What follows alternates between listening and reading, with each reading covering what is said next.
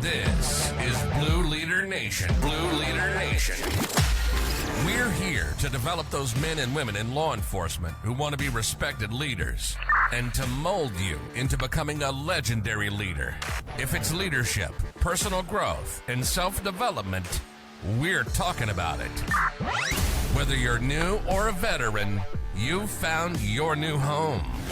This is the Blue Leader Nation. Now, here's your host, Dr. Ed Pallas.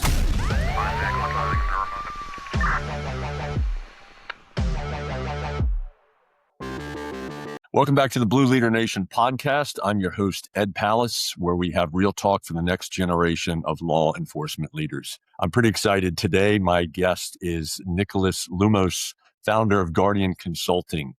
Nicholas works in the area of focused deterrence and violence intervention, which is something, it's not a normal topic of conversation, but I can tell you as a former police commander, when that comes up, it's pretty important. So he helps communities, law enforcement, service providers, and local governments coordinate to reduce violence. And this is really important. It's an important part of public safety because, as we all know, public safety is not solved by one profession and one profession alone. We need partnership with our community and with some other organizations.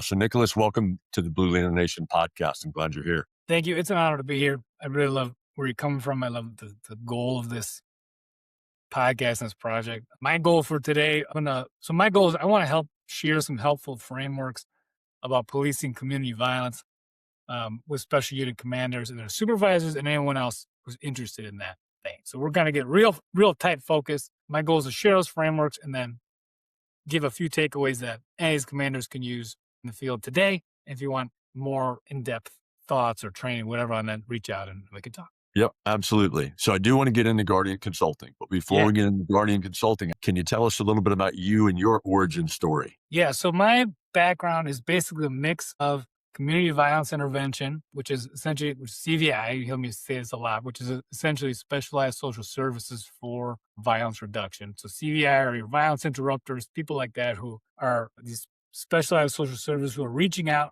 to your guys who are most likely to shoot or be shot in the street, helping them walk a different path. And a lot of times your CVI professionals have a background on the streets, right? They came through the streets. They were shooters one day. They went through their whatever process. Maybe they went to prison. Maybe they didn't. They went through some kind of process, came out the other end. I was like, I want to help instead of hurt. And so they're kind of getting back and connecting with these guys and providing services, mentoring, coaching, getting them connected to, you name it, mental health, whatever. So obviously that's not my background personally, but in terms of profession, I was in that world in various capacities. So while I was born and raised in Madison, Wisconsin, which is where I live now, I lived in Chicago for about 10 years. And while I was in Chicago, got my start in the world of CVI back in the day before it was even called CVI. And I was just really helping those guys do their jobs as best I could. Ended up getting a master's in social work from the University of Chicago, specializing in administration of CVI programs. And then I went right from there into academy as a cop here in Madison. So I had this kind of weird mix. It all makes sense in the end. Didn't make sense at the time, makes sense now. So went right from, basically CVI, social work, in kind of some of the most violent neighborhoods in Chicago to Madison, Wisconsin, where I grew up. Came here, started a career as a cop, started a family, doing the whole thing. Was a cop here for about 15 minutes. Great training, great experience, great friendships to this day. Not for me. So I did academy. I did 3 months on the street and fields. And by the end of that, both me and MPD were like, you're not good enough for this. It was hard because I wanted to be, but it wasn't for me. So I left. I mean, I'm very biased towards MPD. They're my department and still have a lot of friends there, but they really, I learned so much from them, both kind of on the technical level, but then really on the kind of just the way. How do we do this? How do we think about this? And how do we execute it and things like that? So shout out to MPD, any MPD people out there. Well, I will see your shout out and raise you one shout out. I did some work with MPD probably in 2009, maybe. Back when the chief, his name was Noble Ray. Yeah. Yeah. And what a name for a chief, a first name of Noble. I mean, and he lived up to his name because I remember being very impressed with the chief and that organization. So I'll jump on your shout out to MPD. We just increased our watchers by 3 people now. Yeah. We got all 3 people at MPD. Yeah.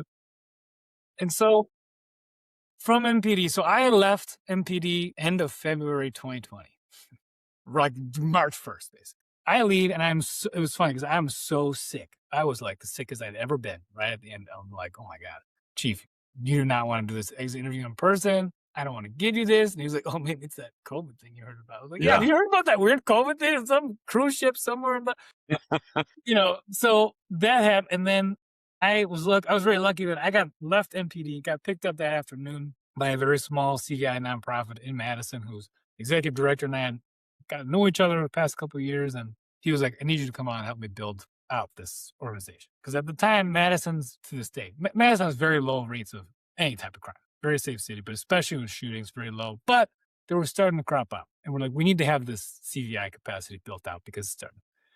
Then COVID happens. And Madison, like COVID, shootings go through the roof, right? We're just scrambling, all the things. So I'm starting out at this nonprofit. So I ended up spending a couple of years there trying to just simultaneously help build this nonprofit. Like we were talking about like $200,000 budgets, $60,000. Like we're just really, really bootstrapping. Trying to help build that out. While at the same time, the demand for our services was just through the roof. I mean, we just did not have the capacity to deal with 1,000% increase in shootings and stuff like this. Learned a lot very quickly. And my relationship with MPD was great because I really turned around from MPD to now we're dealing with this. And I already had a lot of relationships and we kind of, and just knew how they thought and did things. And so being able to build that bridge, both operationally, but just the basics of the human things. I learned a lot about how to help CVI and cops work together. So then do that for a few years. And then I ended up going to the National Network for Safe Communities, work for David Kennedy, which is like the focused deterrence originator. It's like the place where it all happened. And so I spent a couple years there, learned a lot. And I was like basically a GVI is what they call it. There's a lot of acronyms. I'm trying to keep these acronyms down to a minimum. But I was basically a consultant. And I would have a caseload of cities, and my job was to help your city set up this focused deterrence-based strategy. You get the cops and social services and local government and community kind of all pointing and at community violence and bringing it down. And so I did that. My main clients were Hopewell, Virginia. Now a bunch of shout outs here. I love Hopewell, Virginia. Almost no one knows about it. Wonderful place, wonderful people. Hopewell, Racine, Wisconsin. I can't now I have to shout out everybody or people are going to feel bad, but whatever. Y'all know I love you. All right. Racine and then St. Mary's County, Maryland. Help them get this strategy set up, the infrastructure they need to do it, the kind of thinking that goes behind it, help them do that. And then I kind of assisted on a few other things. I ended up leaving NNSC to start Guardian. A couple of reasons. One, I really wanted to focus and hone in on the policing piece of this, right? Because I felt like I was kind of, because of my weird experience, like no one's been a cop and a CVI guy, right? You're either one or the other. Yeah, so you have this problem, community violence. And a lot of different things cause this. A lot of different things can help prevent it. Two of the main groups of people who are trying to reduce this problem are cops and outreach workers, violence interrupters, whatever you want to call them, CVI professionals. These two groups of people are not set up to work well together for all the many, many reasons. In a lot of cases, because the cops are like, are you kidding me? I arrested that guy many times. That guy was shooting people, and now you want me to work? Are you insane? Now, I will say that attitude is really changing a lot. Cops across the country, I think, have gotten real pragmatic real quick. And we can talk a little bit why. I think a lot of it is just because they realize, like, no, man, can't do this by ourselves. And anyone who thinks that law enforcement is the answer to whatever is an idiot. I mean, we're just past that kind of thing. So even if you're a cop who's like, I want to work with these guys, how? Like, what do we do? Literally, just the basic, what do I do at the personal level, at the strategic level, at the operational level? How do I measure it? How do I write SOPs? And I was like, well, I can help with that. Like I can really, I've been on the street in a t-shirt with violence interrupters and been like, either A, we really could use a cop right now, or B, thank God the cops just showed up because there was almost a bloodbath, and thank God this cop showed up. Also, I'm on the street as a cop, and like, it'd be great right now, a violence interrupter or two, Yeah. outreach worker or two. Like this guy, like this situation is really calling for a capacity that this institution, policing, CI, whatever, doesn't have. Right? I've been working in the South a lot, so I use a lot of football analogies. But like, you're the lineman, right? You're law enforcement. You stop things. You stop people. They're the ones who are going to take the ball, run down the field, and score. And like, no one who wants to win the game of football, no one who wants to succeed in the realm of public safety can take the field with only part of a team, right? If a fan or a coach is like, bah, quarterbacks, receivers, just get a bunch of linemen out there and let's do it. Like you'd be like, what? That's the wrong game. Like, you don't understand that. Vice versa, if you were like, who really scores the points? It's really the receivers and the quarterbacks and the running backs. So like, just get rid of the linemen. No. So this is where, like, if you're falling on one of these two continuums, first of all, you're representing about 5% of Americans. And second of all, you're just dead wrong. So like, get with the program and come help us. So this is where that kind of space, I was like, I think I can help there. But I think I really want to help it from the policing side. It was like, hey, cops, here's how we can have this focused strategy that can work with others to accomplish what we want to go. Again, there's all sorts of stuff that needs to happen, but I'm going to help you optimize to police this crime type in this way. So focused deterrence is a theory that is essentially about how do we facilitate deterrence for a very, very specific crime type, this crime type, not crime in general, not the people. No, and what it comes down to is like, so you can have a focused deterrence based strategy for different crime types. We're going to talk about community violence today. Domestic violence is something which can also be, you could take this theory, but you got to tweak how it's implemented. Different population, different crime type, different factors. So GVI, Group Violence Intervention, AKA ceasefire, Project Ceasefire, Operation Ceasefire, whatever. Everyone names a ceasefire. There's several other iterations of it, but the group violence intervention is one strategy, one way of implementing this focused deterrence theory. CVI, community violence intervention, not GVI. CVI is just your pure social services. I used to be running the streets. I've had a change of heart. I've got some social work skills, essentially. Now I'm going to reach out, provide mentoring, get you plugged into services, get you a GED, job, whatever, get you on a different path, right? So the CVI is, again, specialized social services. GVI is the old school version of focused deterrence. We're going to talk about what is a public health approach to community violence. And this is where focused deterrence comes in. What is a public health approach to policing community violence specifically? We'll talk about that.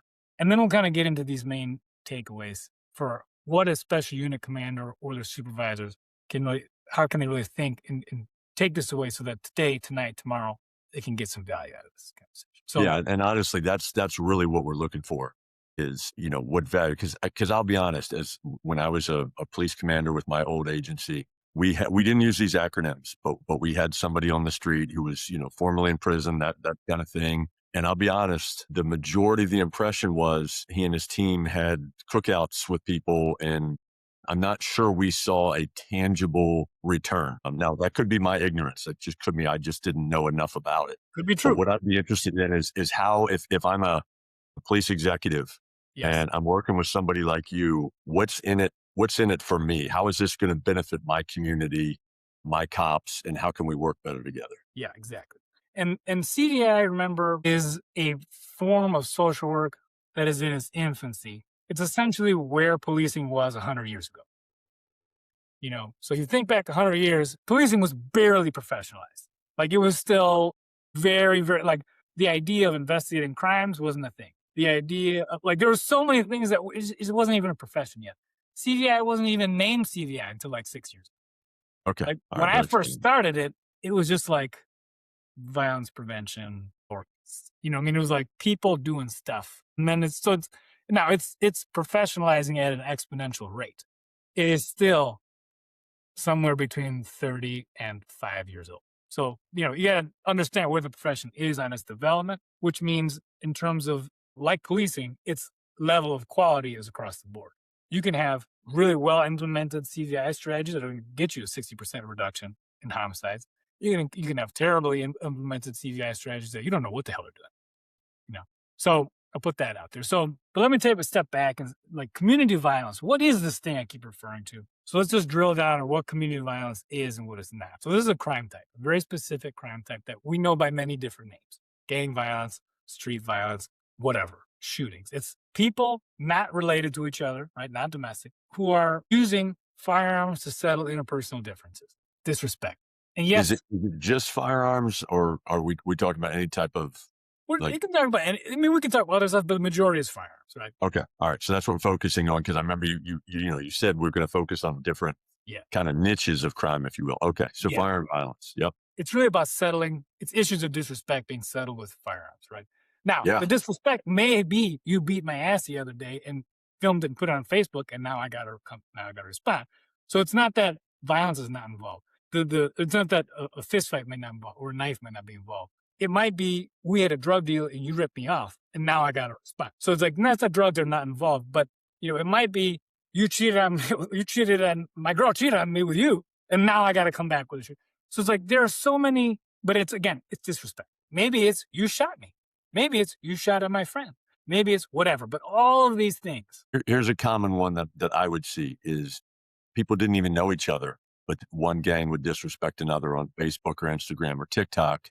They'd agree to meet in a parking lot to have a fist fight. And you'd think, okay, that's maybe not the best way to sell it, but not bad. Without fail, the loser would end up pulling out a firearm and kill the winner. And then we'd have a homicide over a disrespect on social media. Yes. And social media is huge. I mean, yes, we can get in the nitty gritty of social media too, but yes. But again, disrespect. Now, the way we really boil it down is we're really looking at shootings and preventing the next shooting. Right. Yes. There's a lot of what is community violence? It's really two things. And everybody who has worked on this issue for more than 5 minutes knows what I'm about to say, which is one, it's inherently retaliatory. This is a crime type.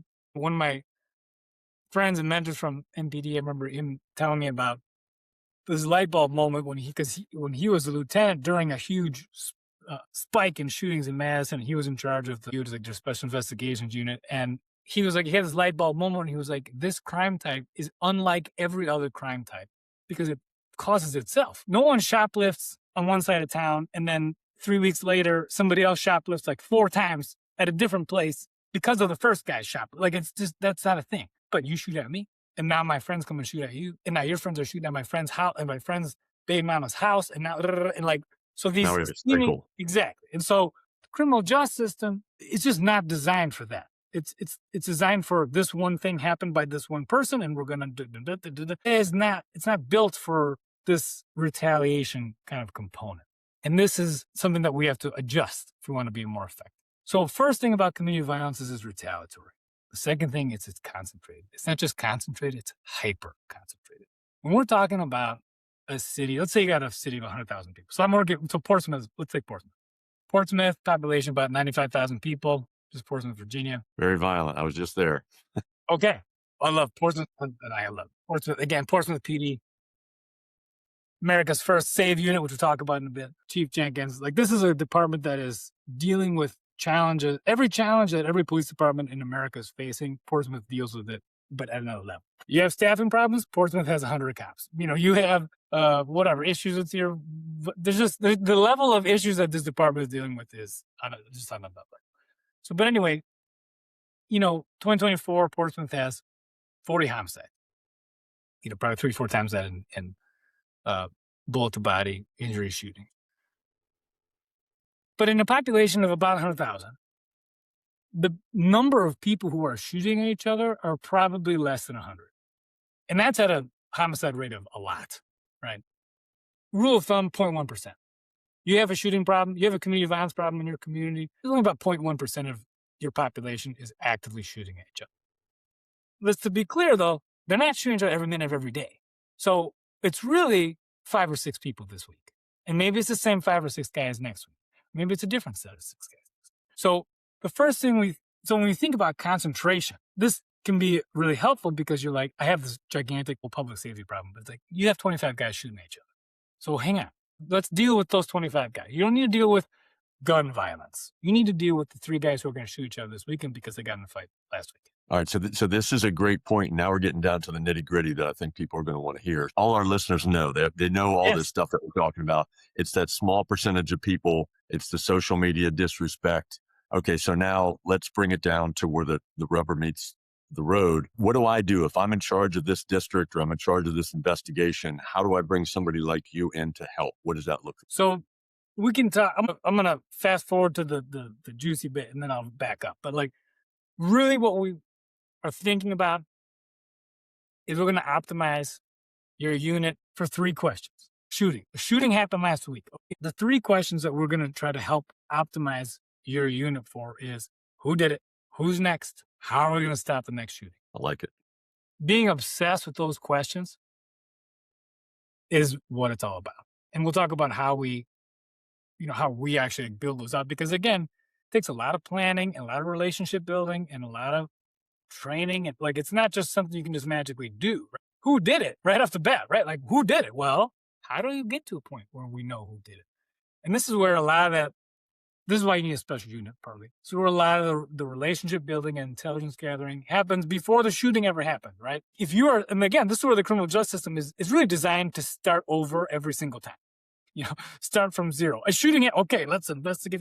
No, man, a shooting happened. You should basically be close to suspects in reasonable suspicion of shooters and likely retaliators, because if you're plugged in, if you have the relationships, if you have the intelligence, and a shooting happens at an address, you can be like, oh, that's so-and-so's baby mama's house. And it was his birthday, and he had a birthday party at the house, and now there's shooting. Like, you can start putting 2 and 2 together. And so, like, no, are we going to be able to get to PC immediately? No. But we should definitely have some good places to start. And then we need to do our due diligence and investigate and all the things, right? Use your flock, use your whatever. Again, so a lot of the who did it and who's next questions, and frankly, the third one too, how we're going to stop that. 80-90% of the work in order to answer and execute on those questions is happening prior to the shooting, right? Then what are we executing on is making the safe arrest, finding the guy, doing all the things that go into that last hurdle where we got to go arrest this guy. And then on the who's next and what are we going to do to stop it, we have a tactic that we use called direct communication, custom notification, another word for it, where you get shot or your friend gets shot. We know based on your history and that you're likely to retaliate. You have a history of carrying a gun. Your friend just got shot in front of you. Maybe you're making threats on Facebook. Maybe you're making threats at the scene. Traditional kind of old school way of doing things is basically nothing. Because I know a lot of the listeners and people with 10, 20, 30 years of experience, they want to know what's the meat and potatoes. Like, how can I, as a police commander or detective, how can I use somebody like you, and what does that look like? Because everything you talked about, building relationships, figuring out who did it, who's going to do it next, we're already working on that. And I'm not saying we're doing a good job at it, but we're trying. So what I want to get to, without going too nerdy, is practical application for the listeners, so that they can say, I thought that was all bullshit, but now I see how CVI can work to make this crime pattern better. So can we do that? So here's where we kind of provide. So to be clear, we are a police training and coaching company. So we do, and so we help build a bridge from police to CVI. And so here's kind of how it operationalizes. Right, shooting happens. 3 things need to happen. 1, we need to make an arrest for the shooter. Get a PC and arrest the shooter. 2, we need to refer the people who are likely to retaliate to CVI. And now our referral is we go, and I'm going to give you a story about this, how it happened out in Portsmouth. But like, this is us coming to you and saying, hey, we're so sorry this happened to you. You need to understand it's our job to get justice. It's not your job. And if you pull it, and if this person gets shot, or if we find out anything about you going over there shooting, we're going to come down on you. But who's doing that part? Is that the cops? Because that's something we would do. And what we usually get is, no, I'm going to handle my business. I don't need you. And we say, you're going to do what you're going to do, but just so you're clear, we're going to do what we're going to do. We're going to go do everything we can to get justice for you and your friend. That's our job. Don't become our job. You pull a trigger on somebody, we're coming down on you next. So there's these guys over here. They lived your life. They went through it. Listen, talk to them. And then we refer, and this can be email, in person, whatever, but it's just like, CVI, this guy, we're worried about him. Can you go talk to him? Yes. Okay, great. That's it. And so this tactic, I'll give a story from Portsmouth. So, shooting happens, patrol responds, save unit also responds. Patrol's locking down the scene. Half the save unit goes to the scene, half goes to search for the suspect. Save officer is there, and he's sees that the victim of the friend is like, motherfucker, that motherfucker, I know who he is. I'm going to get as soon as these fucking cops get out of the way, I'm going to go kill him. And he's like, time to do my job. So he steps in, develops some rapport, helps the guy get to a point where he can hear what he's saying, and he delivers this message. Hey, I hear what you're saying. I'm so sorry this happened. Just so you know, we're going to do everything we can to arrest him. And if you go after this guy, we're going to arrest you too. And I don't want to see that with you. I don't want you to see that happen. So, and this is where this kind of connection and the referral to CVI. And so this actually ends up with them holding hands and praying together. Wow. The officer and the officer and the guy who was just saying, I'm going to go. Yeah, he's going to retaliate. Okay. And now, while this is happening, the other half of the equation is in making an arrest, which is great. But you can see how this has an effect, right? Part of this is a deterrent effect. Man, the cops are really going to be on me. Part of this is the human referral effect. And and I think it's very easy for cops to be very skeptical. Yeah, we're going to go tell them that they're not going to just don't shoot people. Yeah, sometimes when you point your weapon at someone and say, drop the weapon, they don't do it. And then we got to take the next step, and that's horrible. A lot of times they will. And again, it's just that same kind of attitude. And so, but again, so one of the things we do is help do that at scale. Right. So Chief Jenkins reports with his training his entire department. So every time there's a shooting, the entire department is going to be like, who did it? Who's next? I'll talk to them. We're going to go deliver that message. We're going to refer them to CVI. And then we can get into all the other tactics that we're doing about, hey, let's put a squad car in this corner, whatever, all that stuff. But really it's about that DC tactic is about facilitating deterrence, giving them that warning, and then also referring them to the people who can really help take them off the board. So we don't have to worry about them. Is it going to work every time? Of course not. Is it going to work sometimes? Yeah. Sometimes it'll work a lot. And remember, this is a 10-minute deployment. So the ROI is incredible. Yeah, because I'm not seeing a downside because, again, it's just another tool in your investigative tool belt to use CVI because worst case scenario, they tell whoever it is to go pound sand. We didn't really lose anything from it. So I like it. Yeah. You lost 10 minutes. You lost 10 minutes for opportunity to prevent a shooting. Okay. So that's go ahead. Sorry. Go ahead. Well, that's really the kind of core of operationalize that tactic. Now, in order for that tactic to be effective, this is where we get into meat and potatoes. Because officers got to be able to do that well. Can't be in there judging people. There's a real kind of connection that has to be happening. So you got to have the right attitude and the right way of delivering this. You got to have you got to be able to back it up, right? On your enforcement side, you better be hustling, making sure we can keep up on the deal, which we're already working on. But again, we got to really prioritize swiftness, right? If you have a choice between getting someone off the street today versus maybe making a stronger case 6 months from now, you do it today, right? And that can be, there's, again, everything is context dependent, but that's the bias is towards speed. You got to build, when we talk about building relations with CVI, right? Like, how does that happen? So we got to build infrastructure, we got to build understanding, got to train together. Like, there's all sorts of things that go into it. It's not just it's one of those things you can't just throw a pass. There's a bunch of plays that go into that. You can't just hand off the ball. There's a bunch of training and practice that has to go into that and infrastructure, which we can't get into. But that's where we really come in is we're going to help optimize your ability to do this tactic among others. But a lot of ways, this is really kind of the bread and butter of it. But there's a lot more that goes into it than just going and having a conversation with some guy. No, but I like your framework. I like the, who did it, who's next, and how do we prevent the next person from getting it. So along those lines, for the young officer or sergeant or lieutenant who's listening or watching, what's one practical thing they can do tomorrow to become a better partner in reducing violence in their community, or maybe a tool or two? I think part of it, I think the overarching one is really start asking yourself those questions. What do I need to do today in order to be able to get to reasonable suspicion for a shooter and a retaliator tomorrow? And you're going to know the answer to that better than anyone, but it's going to be something along the lines of, there's only, who are my guys, really? Who are the 20 guys who I got to really worry about? What are they doing on Facebook today? What are they saying on Facebook? What am I hearing? When I'm in the community, hey, have you heard about Mikey? What's Mikey up to? Am I talking with whatever? There's so many thousand things, but I think it's really just about thinking along those lines. Is there a grandma on the block who I should really get to know? Who knows everybody, knows everything? Is there it's the grandma's, listen, man, the key to public safety, right? Who knows, who can help me in my quest to get to reasonable suspicion immediately, right? And what do I have to do to earn their trust?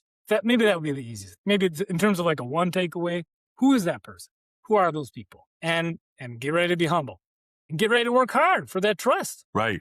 Yeah. You know? Because it's, this is a leadership podcast. And Yeah. I'm always talking about the way you lead is you influence people. How do you influence people? You build relationships with them. So yeah, this is a common theme that we run into, and it works. But like you said, it takes time, and you got to figure out the right people to build relationships with. And I love the idea of the grandmother, the matronly figure who might or might not, but often does know a lot more than she seems to know, and that can get you started in the right direction.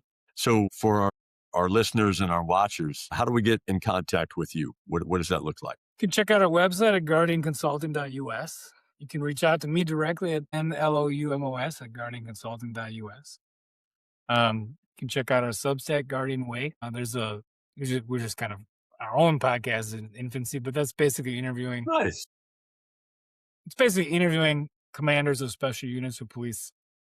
They share 10-minute little lessons learned on how, things that they wish they knew before they were in the hot seat. Oh, I love it. And so say that again, because I want to make sure I put it in the show notes. I'll send it to you. It's the Policing Violent Crime podcast. It's on our Substack, which is called the Guardian Way Substack. Okay. Awesome. So those are different ways to reach out. And we're here to serve. So if you have a question, I was rambling too much and you're like, Nick, what did you actually mean by this? Reach out. Let's talk. We'd love to help out. This is what we do. We're here to serve departments and helping police community violence more effectively. So reach out. I love it. Nicholas, thank you for coming on. I think you've given some people a lot of food for thought. And in addition to the traditional investigative methods are going to keep going, but this is another tool that especially at the command level, you can kind of put in your belt. And again, I'm not seeing a big downside to this. And as you mentioned earlier, the ROI can be tremendous. So it's just another way to reach out to a different level of the community, ask for help. And as I said at the beginning, we can't do this alone. So thank you so much for coming on. I absolutely appreciated having you come on. And for everybody that's listening, lead well and stay safe. You've been listening to the Blue Leader Nation podcast. Our passion is anyone within the thin blue line who want to take it to the next level. We hope you didn't mind the dad jokes, by the way. If you enjoyed the show, make sure to like, rate, and review. And we'll be back soon. But in the meantime, hit the website at www.blueleadernation.com.